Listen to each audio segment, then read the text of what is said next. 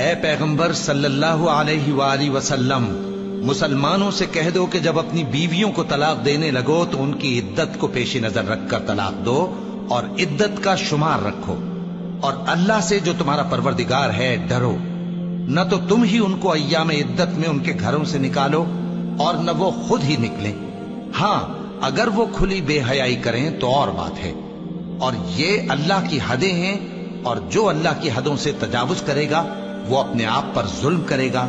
اے طلاق دینے والے، تجھے کیا معلوم، شاید اللہ اس کے بعد رجعت کی کوئی سبیل پیدا کر دے۔ پھر جب وہ اپنی میعاد یعنی عدت ختم ہونے کے قریب پہنچ جائیں تو یا تو ان کو اچھی طرح سے زوجیت میں رہنے دو یا اچھی طرح سے علیحدہ کر دو، اور اپنے میں سے 2 منصف مردوں کو گواہ کر لو، اور اے گواہو، اللہ کے لیے درست گواہی دینا۔ ان باتوں سے اس شخص کو نصیحت کی جاتی ہے جو اللہ پر اور روز آخرت پر ایمان رکھتا ہے، اور جو کوئی اللہ سے ڈرے گا وہ اس کے لیے رنج و غم سے نجات کی صورت پیدا کر دے گا، اور اس کو ایسی جگہ سے رزق دے گا جہاں سے اس کو وہم و گمان بھی نہ ہو، اور جو اللہ پر بھروسہ رکھے گا تو وہ اس کے لیے کافی ہوگا۔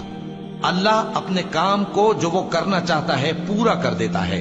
اللہ نے ہر چیز کا اندازہ مقرر کر رکھا ہے۔ اور تمہاری طلاق والی بیویاں جو حیض سے نا امید ہو چکی ہوں،